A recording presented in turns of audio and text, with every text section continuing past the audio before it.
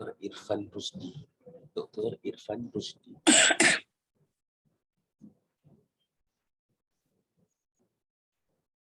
Bismillahirrahmanirrahim. Assalamualaikum warahmatullahi wabarakatuh. Alhamdulillah. Nahmaduhu wa nusalli ala rasulil karim.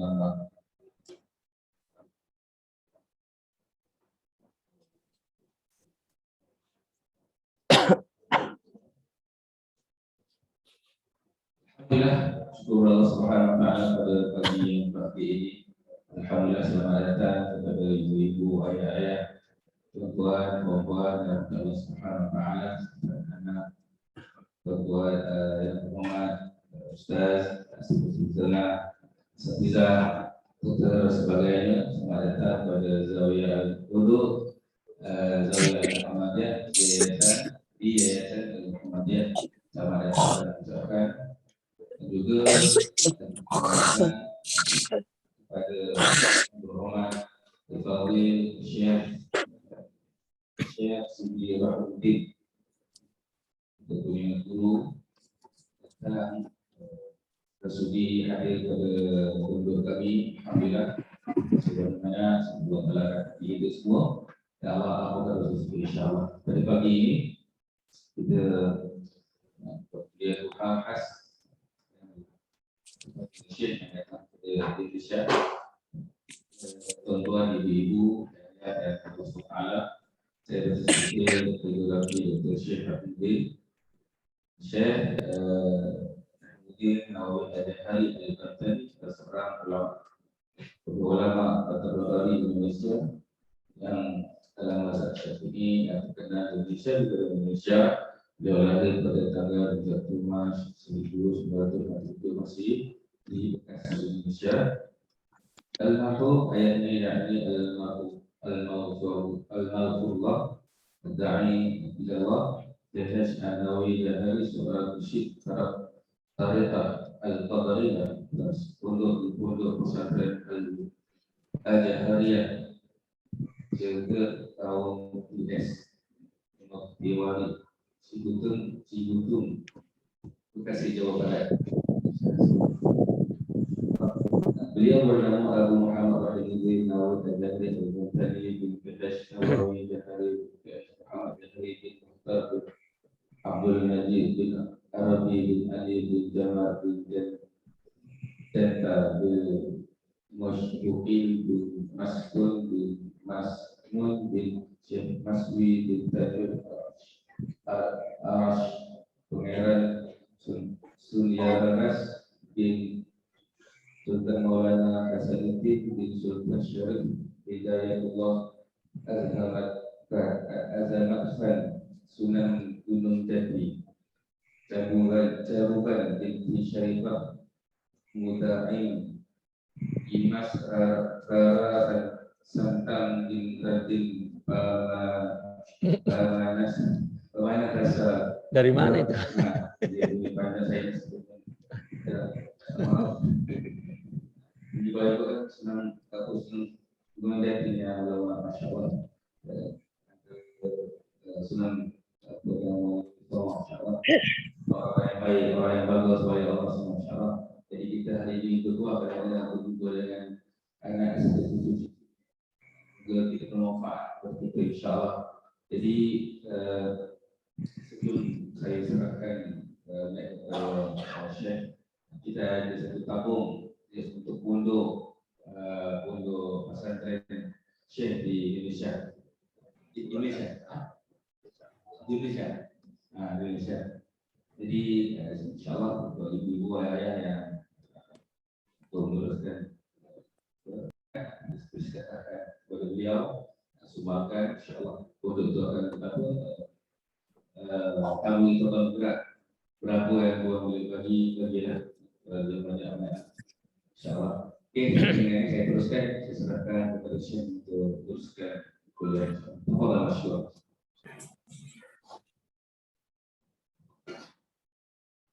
Bismillahirrahmanirrahim. Assalamualaikum warahmatullahi wabarakatuh. Alhamdulillahi Rabbil Alamin wa bihi nasta'in ala umuri dunya wad din wassalatu wassalamu ala asyrafil anbiya'i wal mursalin wa ala alihi wa ashabihi ajma'in amma ba'du. Pertama-tama yang kita hormati Mudir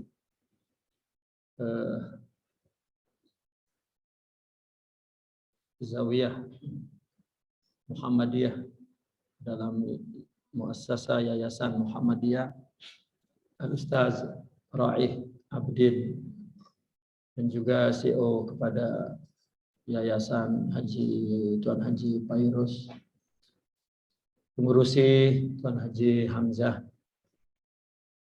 para alim, para asatizah, khusus zikri, Ustazuna Ustaz Dr. Irfan Rusdi, dan para tuan guru yang lain tanpa mengurangi hormat Al-Fakir, ibu-ibu, bapak-bapak, hadirin hadirat, baik yang menghuni di Zawiyah Muhammadiyah ini daripada warga Mas atau yang datang dari luar, para pelajar sekalian yang dihormati Allah Subhanahu wa taala. Alhamdulillah, dengan izin Allah kita dapat berhimpun majelis yang ilmu di waktu duha, di waktu yang mana kita sama-sama mengetahui waktu yang penuh barakah. Kita berpagi-pagi sudah duduk di tempat yang mulia ini, di waktu yang mulia ini, menuntut ilmu dan juga memuji Allah, memuji Rasulullah SAW. Semoga apa yang kita lakukan hari ini diterima oleh Allah Subhanahu wa taala sebagai amal yang memberatkan mizan timbangan kita di akhirat nanti di sisi Allah Subhanahu wa taala. Muslimin muslimat yang berbahagia, Al-Fakir dipahamkan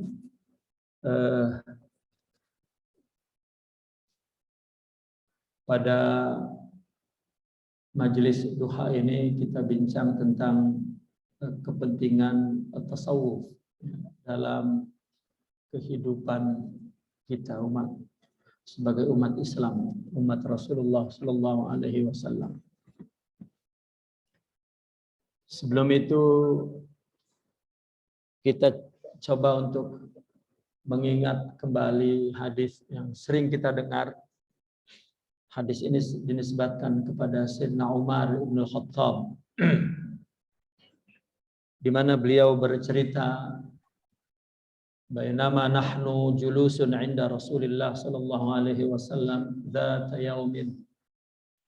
Sayyidina Umar bercerita, di mana kami satu ketika sedang duduk di dekat Rasulullah sallallahu alaihi wasallam, idz tala'a 'alaina rajulun syadidu bayadis thiyab wa syadidu sawadi sya'r.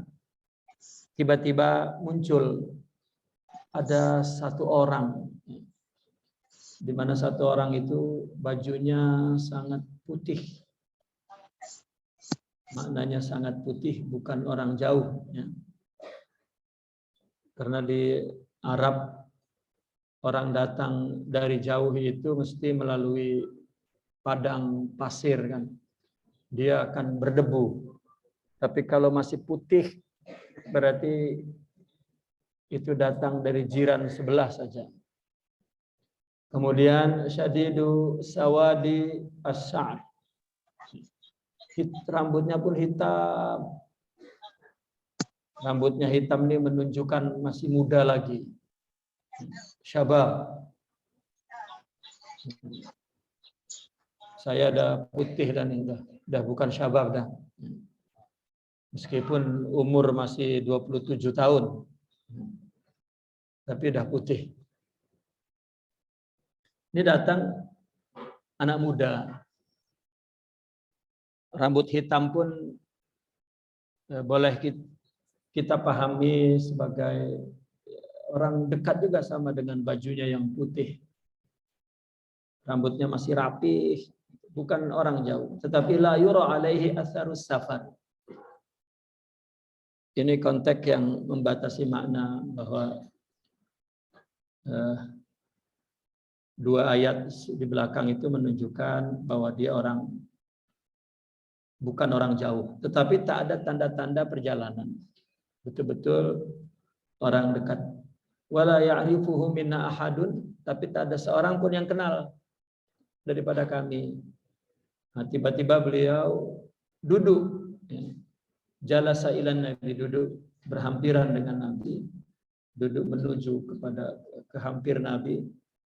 Kemudian dia letakkan wa wada'a kafaihi ala fakhdhai. Kedua tangannya diletakkan di atas kedua paha dia. Wa qala, dan berkata, ya Muhammad, akhbirni anil Islam. Ceritakan kepadaku tentang Islam.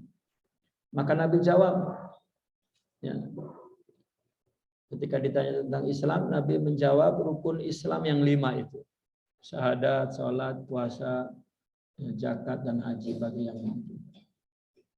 Lalu yang bertanya itu mengatakan sodaqta. Ini saya tahu hadis ini dah banyak kita dengar ya.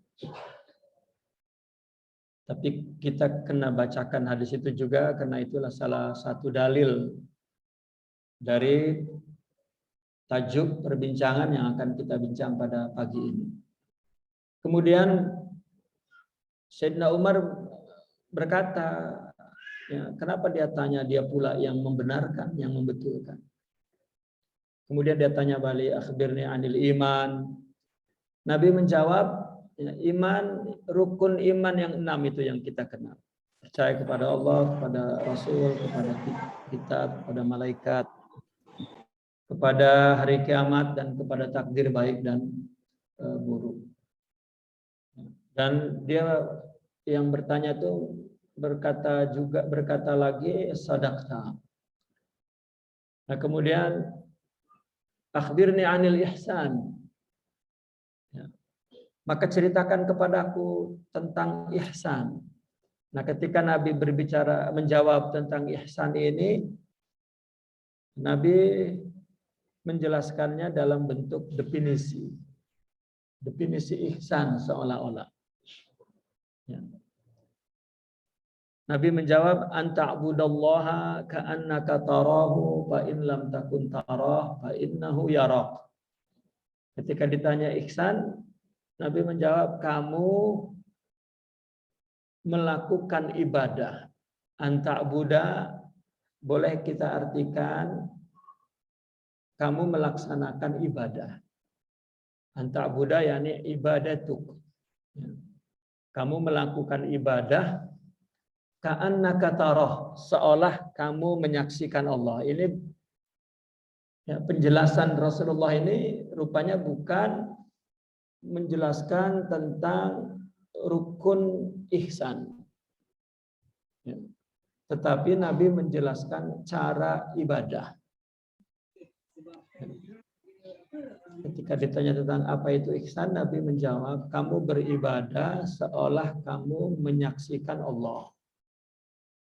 Jadi cara ibadah yang betul adalah ibadah yang ketika melakukannya menyaksikan kepada Allah. Ya.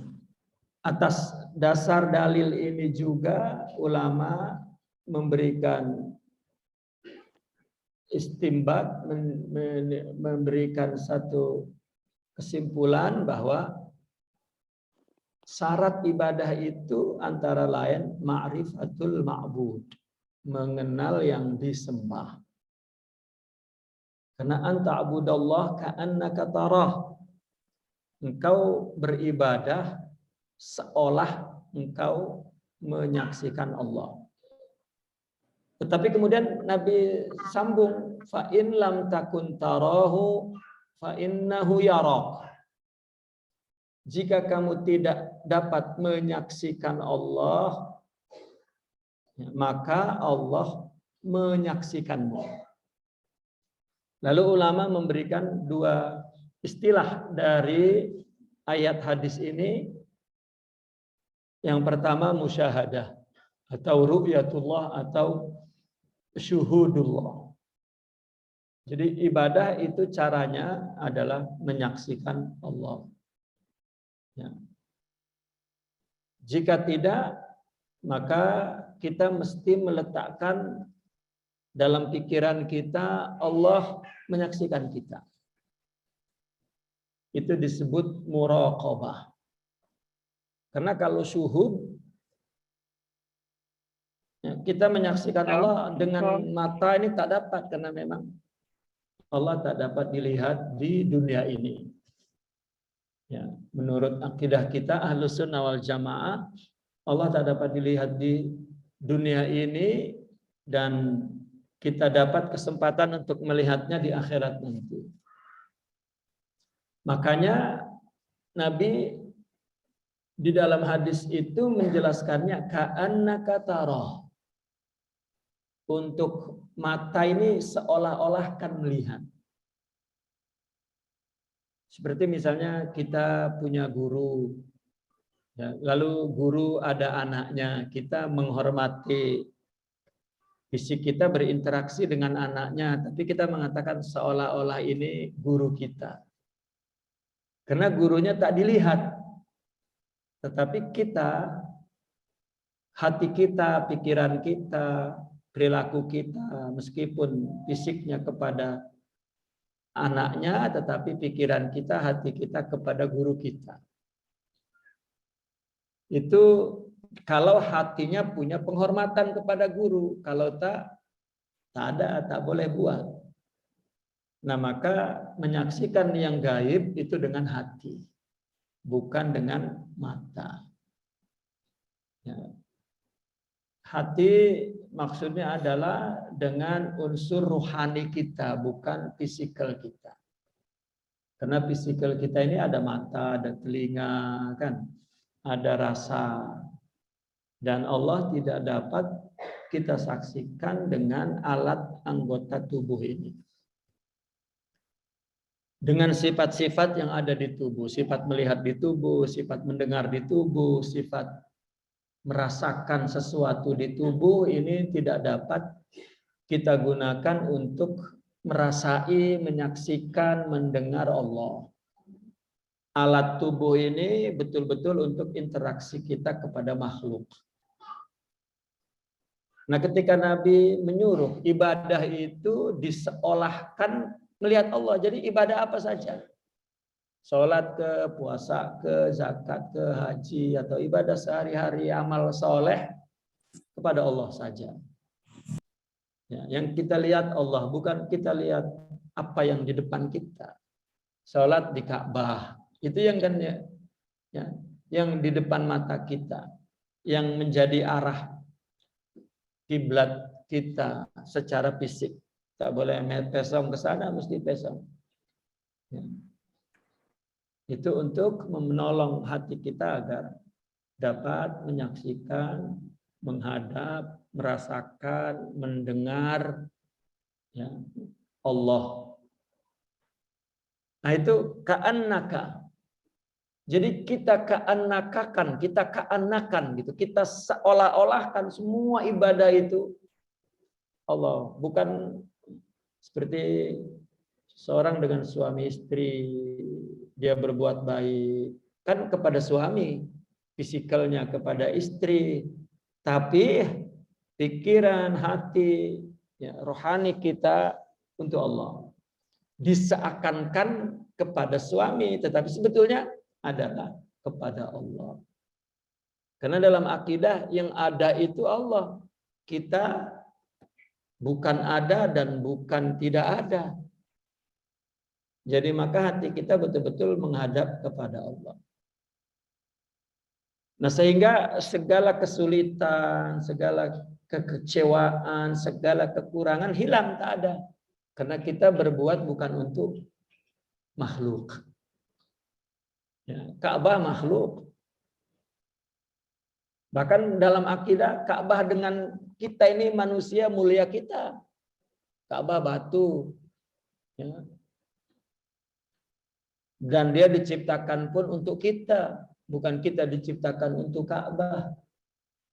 Kita dengan surga pun mulia kita lagi. Karena surga diciptakan untuk kita. Bukan kita untuk surga. Maka itu sebab ibadah itu hanya untuk Allah. Jangan untuk yang lain. Untuk surga pun bukan. Tapi kalau agama bicara pahala surga, itu adalah kemurahan Allah. Allah Maha Kaya, ya, Maha Pemurah. Ya, orang pemurah jangan diminta, dipuji saja dia bagi. Ya. Meskipun orang pemurah suka diminta, ya, tapi lebih beradab dipuji. Karena ada dalam hadis qudsi, man saghalani dzikri an musa'alati a'taituhu ya, khairan mimma u'tiya lis-sa'ilin. Kata Allah dalam hadis qudsi. Siapa yang orang sibuk ingat aku, bukan meminta kepadaku, maka aku beri lebih banyak daripada yang aku berikan kepada yang meminta. Ya. Ini ibu-ibu pun, ya, ayah-ayah ini kalau anaknya minta saja, dibaginya sedikit. Tapi yang tak minta, kita siapkan yang banyak untuk dia. Ya, itu ke manusia, tapi ke Allah, ya, memang disuruh meminta. Ya, tetapi memintanya bukan karena kita memandang Allah kalau tak diminta tak bagi, bukan begitu. Orang tua ini kalau tak diminta tak dibagi, tak memberi. Adabnya bukan begitu. Kita minta ini karena kita perlu kepada Allah. Gitu. Tuan-tuan dan puan-puan, kita sambung tadi hadis itu. Maka ihsan yang didefinisikan oleh Rasulullah, anta'budallah, ihsan itu ibadah. Nah, sekarang kita nak paham ibadah itu apa? Ya. Ibadah itu yang dah kita ketahui bahwa ibadah adalah menjalankan perintah Allah dan menjauhi larangan Allah. Melaksanakan segala hukum hakam syariah, taklif syariah, itu ibadah. Salat, puasa, zakat, haji, maka ibadah dibagi dua. Ada ibadah mahdhah, murni kepada Allah, terus ada ibadah ghaira mahdhah, tidak murni. Suami dengan istri maka sering begaduh karena kita melihat bahwa kita berbuat baik untuk suami, jadi begaduh. Kalau dibawa ke ibadah bukan untuk suami. Suami jangan merasa bangga, kita untuk Allah, begitupun istri. Nah, ini ibadah yang kelihatannya tidak murni Allah tetapi sebetulnya ibadah. Nah, Nabi mengatakan anta'budallah. Ibadah itu seolah-olah engkau melihat Allah. Nah, kemudian sebuah perbuatan dikatakan ibadah apabila ya, perbuatannya berdasarkan syariah Islam. Tetapi ada satu lagi, dia melakukan ibadah itu keluar dari iman. Karena di zaman Nabi ada orang yang disebut munafik. Dia sholat bersama Nabi dan duduk mengaji bersama jamaah sahabat Nabi. Tetapi dia tetap statusnya kafir padahal sholat dan kenapa? Karena tidak ada iman kepada Nabi, kepada Allah, kepada hari akhirat. Ya. Meskipun dia melakukan ibadahnya sudah sesuai dengan syariat, tetapi maka Nabi telah menjawab soalan apa Islam amalan ibadah. Apa iman? Keyakinan tauhid kepada Allah. Ihsan. Nah, Nabi menyebutnya orang yang beriman dan mengamalkan Islam itu ibadah, tapi caranya ka'annaka tara. Jadi kita sudah Islam, puasa, sholat, ya, dan kita beriman, alhamdulillah. Tapi ada satu cara yang kita perlukan dalam ibadah, yaitu ihsan. Apa yang disebut oleh ulama musyahadah atau muraqabah. Kalau orang yang sudah syuhud, maka apapun ibadah yang dia lakukan memang untuk Allah terus. Ya. Tetapi ketika belum, kita disuruh muraqabah. Muraqabah itu apa? Muraqabah adalah upaya untuk menjadikan Allah sebagai tujuan kita. Ya. Kita belum lagi mampu menyaksikan Allah. Maka kita yang membetulkan orientasi kita, tujuan kita, yaitu muraqabah. Kalau kita terjemahkan ke bahasa kita, muraqabah adalah pengawasan. Ya, sama pengawasannya. Macam kalau kita duduk di sini ada CCTV, ada orang duduk di sana mengawasi kita, gerak-gerik kita. Nah, maka yang kita jadikan yang mengawasinya jangan CCTV, tetapi Allah. Dan jangan seperti CCTV juga bahwa kita diawasi dari luar diri kita, diawasinya dari dalam diri kita. Ya. Bukan Allah mengawasi di luar kita macam CCTV, bukan. Ya, Allah di luar mana? Bahkan kalau kita sering ingat Allah, rasanya di sini, bukan.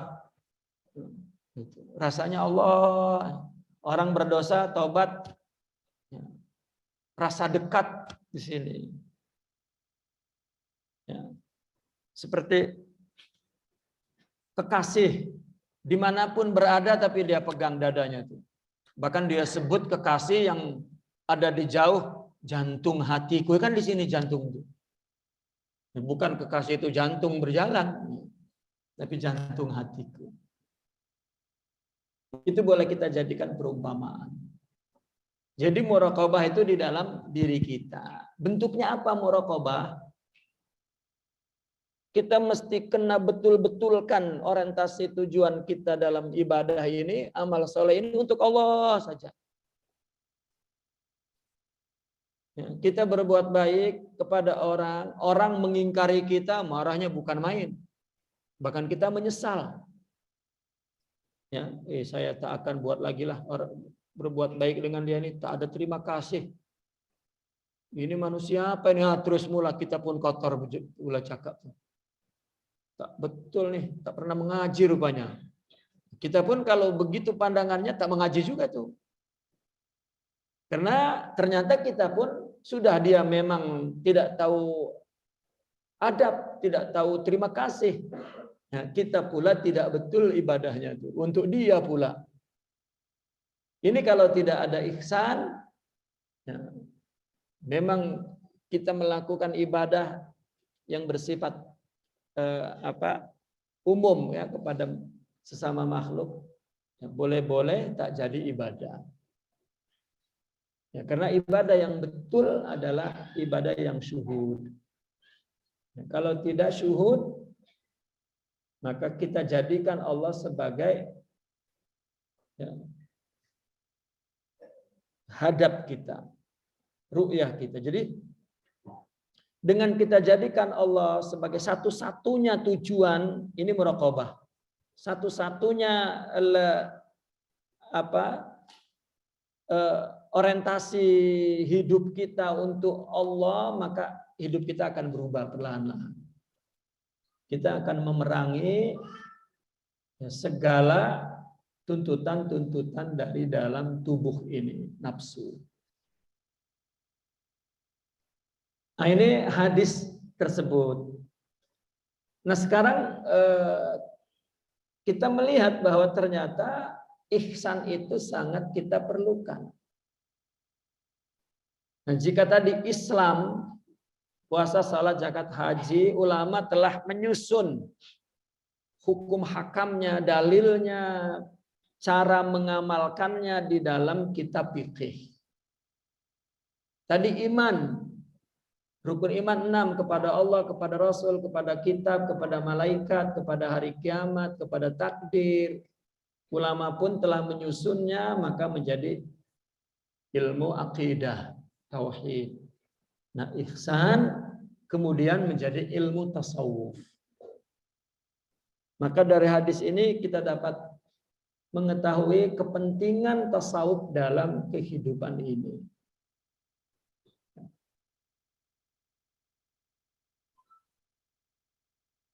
Dan yang kedua, bahwa kenapa tasawuf itu penting? Yang kedua tadi, yang pertama kita memahaminya dari hadis Sidna Umar Ibn Khattab. Yang kedua kita melihat bahwa kita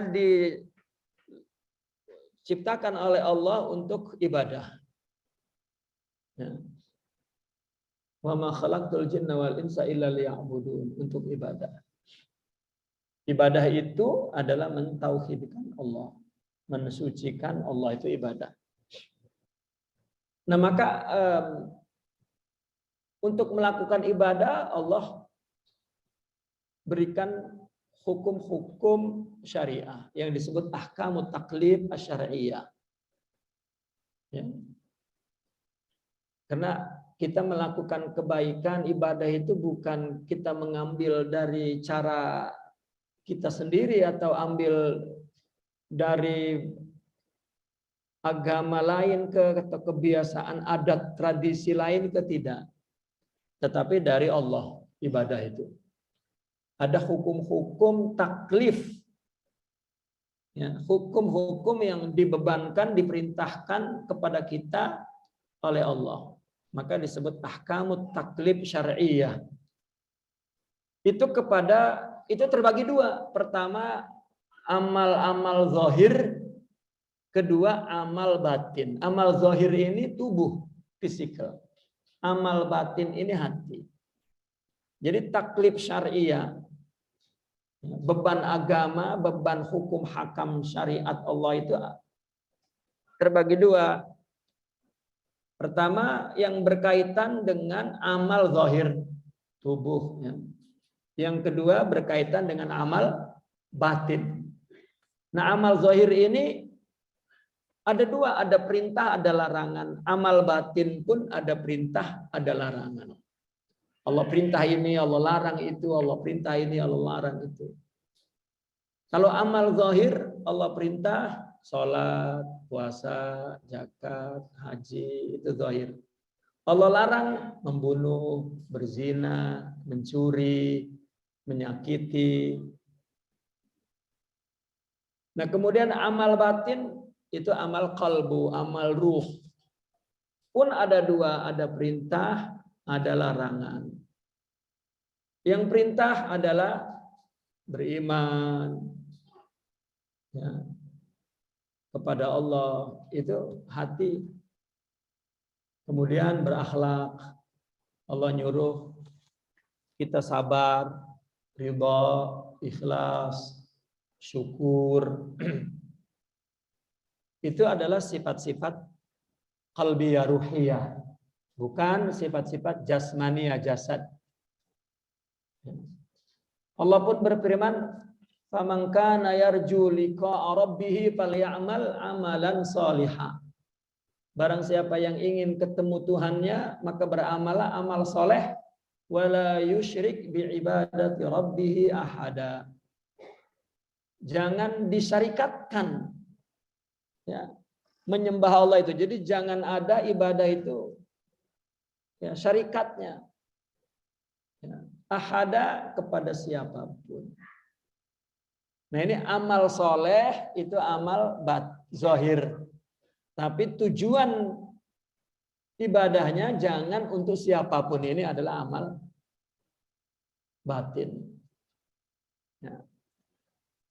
Nah, maka ada dua agama itu, perintah dan larangan untuk amal zahir tubuh, untuk amal batin adalah hati. Seperti Allah menyuruh wala tubtilus sadaqat, jangan kamu batalkan sedekah ya, bil manni wal adza, dengan mengungkit-ungkit dan menyakiti. Ini kan amal zahir jangan dirusak oleh amal batin. Saya memahami ayat ini begini, tuan-tuan. Dalam hadis-hadis lain dan dalam Al-Quran pun disebutkan, kita ibadah itu Allah dengan sifat pemurah Allah beri pahala. Bahkan sudah jadi hukum syariah. Ya, ada sunnah, ada wajib, kalau melakukan berpahala. Yang wajib, kalau meninggalkan berdosa. Dan kita mendengar ibadah ini, Allah beri pahala, satu ibadah 10 kali lipat pahalanya. Itu sudah kita hafal betul. Bahkan membaca Al-Quran satu huruf, itu satu pahala. Satu pahala dilipatkan 10. Kalau kita baca Quran banyak, Allah, kalau kita nak hitung pahala itu ya, sangat luar biasa. Namun kita lupa bahwa melihat ayat tadi, boleh jadi amal kita itu dirusak oleh akhlak. Amal tubuh kita dirusak oleh rohani kita, hati kita yang tidak ada akhlak. Ada perumpamaan begini.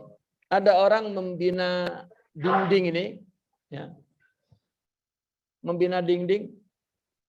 Bila dah tinggi, ada bola besi besar tuh datang memukul dinding ini dan hancur.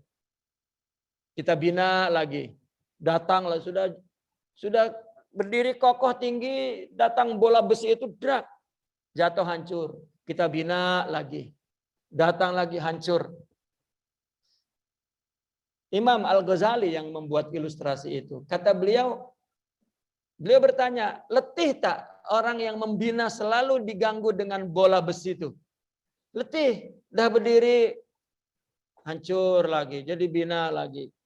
Membina yang kemudian ini letih karena dia rasa dah bina tapi jatuh, bina lagi letih. Maka kata Imam Al-Ghazali, jika kita ibadah itu ada letih, berarti ada dirusak oleh sifat akhlak buruk kita. Kalau mereka yang tak letih-letih itu karena memang tinggi. Itu. Kalau kita melakukan ibadah, sering kita sebut-sebut, itu pun tanda letih. Itu pun tanda bahwa ibadah kita belum pergi ke Allah. Masih, atau dirusak tadi oleh akhlak buruk kita. Karena Nabi pun ada memberikan contoh ya, yang terang. Kata Nabi, al-hasadu ya'kulul hasanati kama ya'kulun narul hatab. Dengki ini kan sifat buruk. Itu merusak amal baik sebagaimana api membakar kayu kering. Jadi kita perlu betul kepada ihsan agar ada dua fungsinya. Amal jika dilakukan dengan ihsan, ibadahnya bukan hanya hitungannya 110 sampai 700. Bahkan seperti gambarannya di dalam Ramadan, Lailatul Qadri khairun min alfi syahr. Kedua, dengan adanya ihsan, ibadah kita jadi utuh, terpelihara, tidak rusak. Kenapa? Karena ibadah kita untuk Allah, sudah di tangan Allah, Allah maafkan kalau kita punya salah. Karena dia dah untuk aku. Ya, akulah yang maha pemaaf, maha pemberi. Maka dikatakan, wala yusyrik bi ibadati rabbih ahada. Kamu sudah amal soleh, tujukan untuk aku. Dan itu perlu ihsan untuk kita boleh melakukan ibadah dengan betul. Ya. Nah, perumpamaan atau itu tadi perumpamaan daripada Imam Al-Ghazali. Kalau perumpamaan saya kecil aja. Ada seorang ibu, dia goreng cucur. Nah, goreng cucur. Biasanya kita kalau nak sajikan makan tuh, kita goreng dulu, udah siap semua baru kita sajikan. Kalau goreng letak situ, datang orang makan, ya, habis, goreng lagi, habis. Padahal kan sama akan habis juga, tapi mesti ibu-ibu tuh marah. Nantilah makannya. Ya, tunggu selesai, letak, baru rasanya seronok. Jadi ibadah kalau tidak sempurna memang letih. Maka mesti dilakukan oleh zahir dan batin, bukan hanya zahir saja. Ini sampai tua tuan-tuan nih. Nah, lagi yang tua fisiknya lemah kan. Kalau rohaninya tidak kuat makin lemah. Ya. Maka saya setiap kali mendengar ada warga emas, hati saya itu menangis, bukannya sedih apa, gembira. Karena saya pun masih muda, tapi berpikir ke depan itu sudah pendek ternyata. Karena mungkin masa sudah banyak dilepasi. Ya. Saya umur, ya jujurlah, 57. Bukan 27 tadi. Ya, 57. Tak mungkin di depan saya 57 lagi nih Tuan. Nah, Tuan yang 60, 70 lagi lebih sempit kan berpikir ke depan. Bagaimana kita membayar kekurangan kita di belakang tuh? Tak dapat. Kalau kita bayar dengan bilangan amal zahir tak dapat. Kita perlu ikhlas yang ya. Coba kenapa di Ramadan ada Lailatul Qadri khairun min alfi syahr. Kenapa satu malam itu lebih baik pahalanya daripada 83 tahun, katakan begitu. Umur kita tak sampai 83 tahun. Ya semoga sampai kalau soleh. Ya. Bagaimana kita punya amal satu kali tapi sama dengan amal yang dilakukan oleh fisikal sampai 73. Banyak hadis-hadis Nabi yang mengatakan, berpikir 1 jam sama dengan 70 kali salat sunnah. Ini pikiran yang mana nih? Ya, ini adalah karena ruhiyahnya ya, selalu syuhud, selalu ingat kepada Allah Subhanahu wa taala. Nah, oleh karena itu Nabi ya, betul-betul mengarahkan, membimbing ya, para sahabat itu agar memperbaiki hatinya. Dan Nabi jelaskan kepada mereka bahwa kebaikan fisik, amal, kata-kata kita, amal kita itu tergantung kepada kebaikan hati kita. Nabi mengatakan, ala wa inna fil jasadi mudghah. Idza saluhat saluhal jasadu kulluhu wa idza fasadat fasadal jasadu kulluhu ala wahyal qalbu. Ketahuilah ada segumpal daging. Ya, jika baik nih segumpal daging nih, maka baik semua tubuh. Jika buruk, rusak semua. Itu kalbu. Hati. Tapi pembicaraan kalbu, sebetulnya kita ada salah. Kalau di orang Indonesia mengatakannya salah kaprah. Tahu tak kaprah? Salah tahu kan? Sama kan? Kaprah itu apa kaprah ya? Salah tapi tersebar luas. Ya, itu kaprah namanya. Kalbu itu kita terjemahkan hati. Tapi kalau kita makan hati bukan kalbu yang kita makan. Kabid. Yang darah itu, padahal kalbu di sini jantung maksudnya. Tapi kita tahu kenapa kita sebut hati pula. Tapi kalau kita minta hati, yang dibawa bukan jantung, bukan kalbu. Tetapi dalam bahasa Arabnya kabid. Yaitu darah. Itu. Ya. Maka dalam Al-Quran ada kalbu munafik, kalbu sakit, kalbu rosa, itu bukan kalbu fisikal.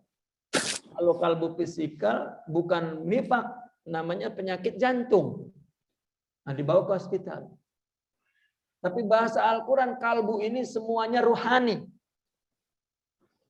Semuanya rohani. Dan maka kesolehan, kerosakan jasad tergantung hatinya. Nah, itu sebab Allah pun berfirman begini. Rasulullah bersabda begini. Innallaha la yanzuru ila ajsamikum wala ila suwarikum walakin yanzuru ila qulubikum. Ya, rawah Muslim. Allah tidak melihat tubuh kamu, tidak melihat rupa kamu, tapi melihat qulubikum, rohani kamu, hati kamu. Dan banyak lagi. Tadi saya sebutkan bahwa ibadah itu, yang namanya ibadah kan mesti mengenal Allah. Itu syarat yang kedua. Syarat yang pertama itu niat. Dinamakan ibadah karena ada syaratnya dua. Ini ulama yang menetapkan. Niat dan ma'rifatul ma'bud. Mengenal Allah. Itu baru ibadah. Nah, niat ini Nabi yang bersabda, innamal a'malu bin niat. Katanya. Wa mahallun niyati al-qalbu. Rohani lagi. Jadi niat di hati, mengenal Allah di hati. Jadi yang sebenarnya ibadah itu, tuan-tuan dan puan-puan, adalah rohani. Ketika ada fisikal, maka ada syariat zahirnya. Itu diberi pahala. Namanya ajrun, pahala. Nanti kita di surga pun, di akhirat, di surga pun pahalanya adalah pahala untuk fisik. Coba kita kalau bicara surga, bicara apa?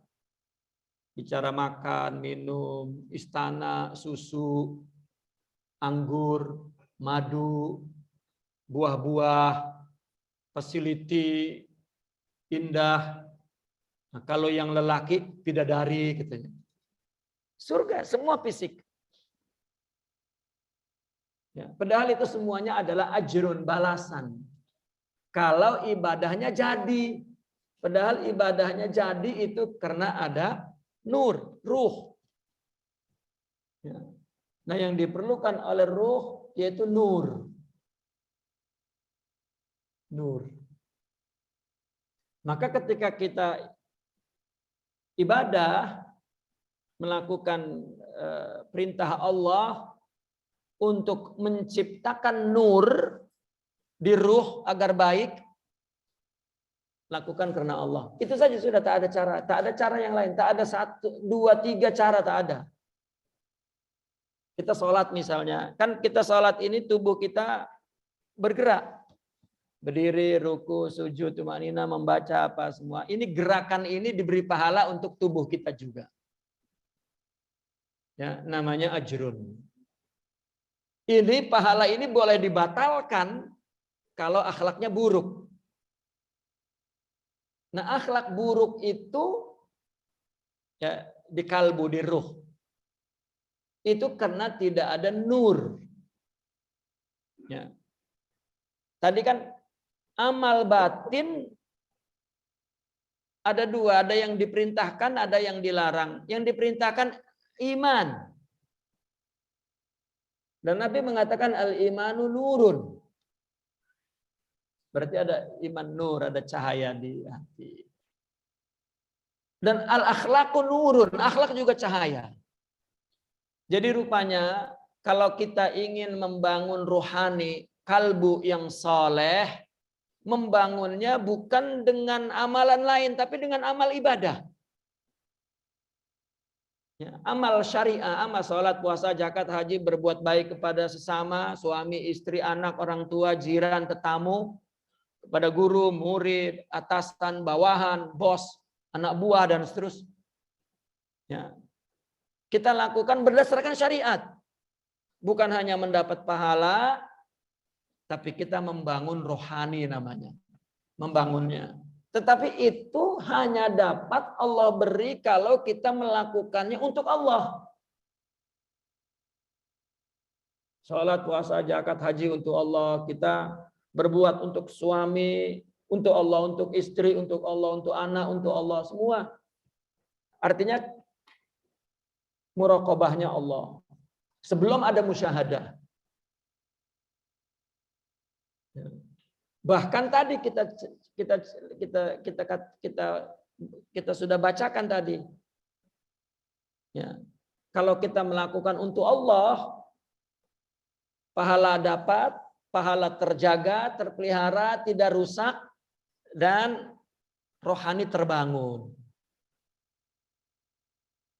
Ya, ada istilah dalam bahasa tarbiyah yang modern, takwin as-syakhsiyah al-muslimah katanya. Membentuk, membina kepribadian muslim. Itu bukan fisik, bukan otot, bukan gemuk, putih, slim, atau bukan. Tetapi syakhsiyah ruhiyah adalah rohani. Rohani itu dibangun ya memang dengan ngaji, dengan ibadah yang untuk Allah. Jika tidak, pahala banyak. Ya, kalau ada nafsu berbisik buruk, setan menggoda buruk, melakukan keburukan, hancur lagi.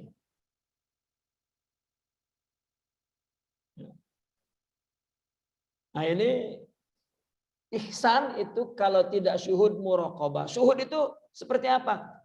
Ketika seorang sudah melakukan ibadah karena Allah, ini untuk ibadah karena Allah ini ya, bukan benda yang mudah. Ya. Kita orang udah ada ilmu, udah ada amal, udah ada pondok, udah jadi imam masjid, dan tuan guru hari-hari baca Quran, hari-hari baca hadis, hari-hari baca kitab. Untuk membetulkan untuk Allah pun berat. Lagi kita tuan guru terhina pula, marahnya besar tuh. Tak tahu ke aku tuan guru, itu pun tak betul kan? Dia rupanya tak jadi hamba Allah. Tengok Nabi. Nabi tak pernah marah kalau dirinya dihina. Nah, itu berarti contoh yang betul. Itu ada akhlak Nabi. Nah, kita perlu akhlak Nabi itu. Ya, sekarang saya tengoklah ada tuan guru dihina, muridnya terus bawa ke pengadilan apa. Tuan gurunya pun boleh. Ini murid membela guru. Yang sebetulnya itulah guru mengajarkan kepada orang untuk memaafkan. Untuk sekarang tak. Ya. Rasulullah Shallallahu Alaihi Wasallam ya, dihina apa semua tak. Bahkan orang yang menghina Nabi itu semakin membenci karena dia tidak melihat di mata Nabi rasa tersinggung, rasa marah. Tetap keluar dari sinar matanya, mata kasih, mata cinta, mata sayang, mata harapan baik, mata memaafkan, mata itu yang membuat orang masuk Islam kalau sudah berjumpa mata Nabi. Nah, mata ini kan jendela hati. Ya. Orang cinta mulutnya tak cakap tapi matanya itu satu buku sudah berpantun tuh. Ya. Orang dengan matanya suka dengan aku, tak cakap pun. Ya. Itu jendela terus ke hati.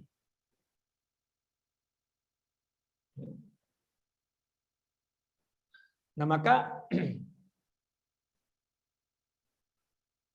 ketika kita nak menghadapkan ibadah ini untuk Allah itu susah, baru ditanya apa masalahnya?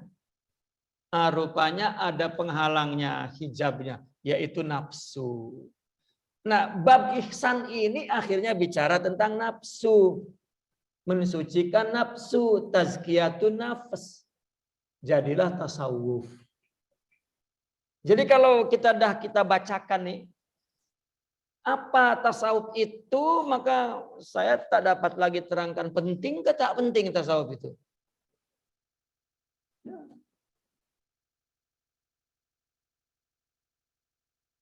Rupanya kita berhadapan dengan nafsu. Nafsu itu apa, tuan-tuan, puan-puan?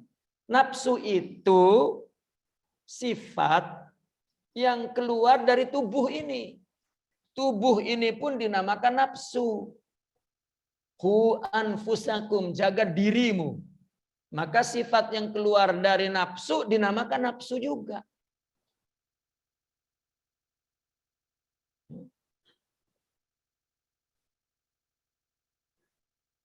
Meskipun ada di sana perbedaannya, nanti katanya di jamaknya. Nafsu ada 2 jamak. Anfus dengan nufus. Nah, yang sifat itu sering diucapkan dengan kata nufus. Kalau yang tubuh diucapkan dengan kata anfus. Nah, kita kan dari kecil sudah ada ya, ditiupkan ruh. Tubuh dulu kan ditiupkan ruh. Ruh inilah tempat ilmu, zikir, akhlak, iman, nanti ruh nih. Kalau tubuh tempat apa ya? Tempat yang apa yang kita buang ke tandas itu. Untuk sangkar, bungkus. Gitu. Nah, maka Allah pun berfirman, "Dzalikal kitabu la raiba fihi hudal lil muttaqin." Al-Quran Allah turunkan ini syariah sebagai hidayah. Isinya betul-betul penuh dengan kebenaran dan keyakinan, tak dapat diragukan, la raiba fi. Tetapi kemudian Allah nyatakan hudal lil muttaqin. Hidayah untuk rohani. Karena takwa itu di sini, bukan di tubuh. Ya, hidayah untuk rohani. Bahkan Nabi mengaku innama bu'istu liutammim makarimal akhlak. Nabi diangkat jadi nabi. Kan nabi itu diangkat oleh Allah, pilihan sudah. Ya, diberi Al-Quran, hadis, syariah. Ternyata semua ini agama. Jadi agama, syariat, Al-Quran, hadis, ilmu, termasuk yang dibebankannya adalah manusia akal. Manusia ada akalnya. Jadi agama, syariat, Al-Quran dan hadis. Kemudian ilmu dan akal Allah beri kepada kita untuk membangun rohani, untuk mendapatkan akhlak. Dan cara mendapatkan akhlak cuma satu. Melakukan ibadah hidup ini untuk Allah, sudah. Ya, itu yang dikatakan oleh para aulia bahwa syuhud itu ihsan tadi tidak ada jalan kita untuk kasbi. Wah, saya mau zikir 2 juta supaya dapat ihsan yang syuhud. Nah, nak 10, nak 100 zikir, nak 1 juta untuk Allah baru Allah bagi. Jadi bukan bilangannya tapi kemurnian. Untuk Allahnya itulah yang Allah beri nur ke hati kita dan itulah yang menimbulkan akhlak. Akhlak itu nur saja, tuan-tuan, puan-puan. Seperti air. Ini air kosong. Kalau itu air kopi, air teh, air sup, air kotor, air juga. Begitu juga nur. Ya. Ketika dia ibadah khusyuk, namanya khusyuk. Ketika dia memberi ikhlas, nur jadi namanya ikhlas. Ketika dia kaya, zuhud. Nur jadi zuhud namanya. Ketika dia susah, ifah. Jadi ifah. Ketika dia diuji, sabar. Ditimpa musibah, sabar. Ketika diuji, ridho. Maka nama itu pun dah Allah terangkan di Al-Quran dan hadis. Padahal asalnya nur. Itu sebab orang sufi menyebutnya nur ini, yang punya nur yang sempurna ini siapa? Yang Allah jadikan contoh. Namanya Sayyidina Muhammad. Bahkan tadi innama bu'istu liutammim makarimal akhlak. Kalau kita artikan secara bebas, Nabi itu diutus untuk membagikan nurnya. Karena akhlak itu nur semua. Maka orang sufi menyebutnya Nur Muhammadi. Nah, Zawiyah ini kan dinamakan Muhammadi, mungkin tujuannya untuk membangun nur kita, rohani kita. Nah, bukan duduk sini untuk membangun perut, makan, minum, bukan. Yang tidak dapat kita betulkan hidup kita. Tak ada ketinggalan. Karena Allah bagi, tergantung kesidikannya, kejujurannya untuk Allah, Allah bagi cepat. Mungkin ada orang beribadah sampai 50 tahun. Di tahun terakhir dia sidik, Allah bagi nur. Allah bagi nur, bagilah tuh. Ya. Karena tidak ada kaitan dengan kasab. Kalau orang kasab kan, woi dia udah bekerja 20 tahun. Oke, memang tak betul kerjanya, tapi hargailah 20 tahunnya. Allah tak ada. Sidik. Untuk nur, untuk rohani. Orang 2 tahun sidik dapat sempurna. Orang baru nak sekarat, baru dia sidik, sama dapatnya. Nah, perlu kesidikan untuk membetulkan hidup dan ibadah ini untuk Allah. Itu namanya muraqabah. Kalau udah muraqabah, baru penuh hatinya, sempurna rohaninya. Rohani itu baru syuhud. Ya. Nah, untuk membetulkan ibadah ini untuk Allah, rupanya ada halangannya nafsu. Karena kita terbiasa beribadah itu untuk kita. Untuk aku. Untuk diriku. Kenapa kita sering begaduh? Karena untuk diriku. Kalau untuk Allah tak ada begaduh. Kita dihina, ya aku ibadah untuk Allah, bukan untuk kamu. Kamu hina itulah, kamu buruk. Selesai. Nah, itulah, tuan-tuan. Saya tidak tahu sampai pukul berapa nih. Ini udah pukul 10.30. Ini ibu-ibu sudah gelisah rupanya. Ya, sampai pukul berapa? Sudah habis. Oke. Itulah, tuan-tuan dan perempuan. Hanya penutup bahwa apakah dalilnya dalam Al-Quran? Ya, Allah berfirman begini, Qul innama harrama rabbi al-fawahisha ma zahara minha wa ma batan. Kata Allah, katakanlah, Nabi menyuruh Rasul, yang diharamkan oleh Tuhanku, ya, kata Nabi kan, ya, Allah suruh dalam Al-Quran, innama harrama rabbi, yang diharamkan oleh Tuhanku hanyalah fawahish. Fawahish ini sifat yang buruk-buruk, yang keji-keji.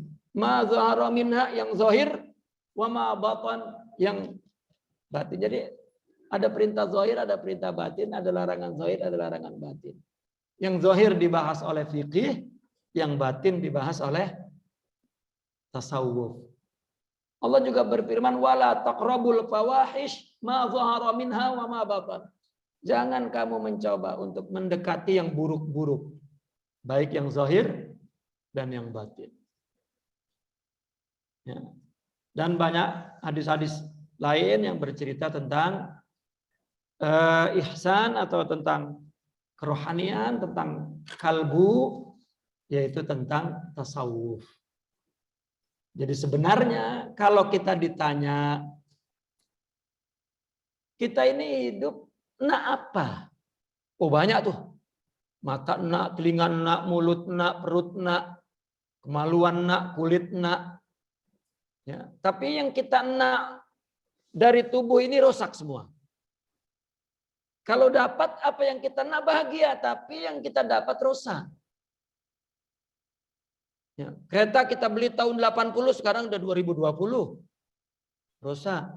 Istri yang kita nikahkan 70 tahun yang lalu, oi, cantik, harum. Kalau udah 70 tahun, alah. Ya. Tengok pun tak ada. Dunia rusak.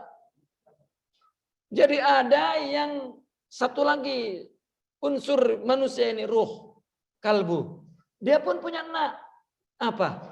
Syuhud kepada Allah, mengenal Allah. Kalau dia dapat, Allah tak rusak, Allah abadi. Maka kebahagiaannya abadi. Kalau sudah kebahagiaan abadi, yang rosak-rosak pun didapat oleh tubuh ini tetap bahagia. Makanya ada rumah besar untuk apa? Kalau neraka kan gitu. Rumah buruk untuk apa? Kalau surga. Surganya di sini. Jadi memang kita ingin kebahagiaan yang abadi di dunia dan di akhirat. Dan itulah yang kita nak.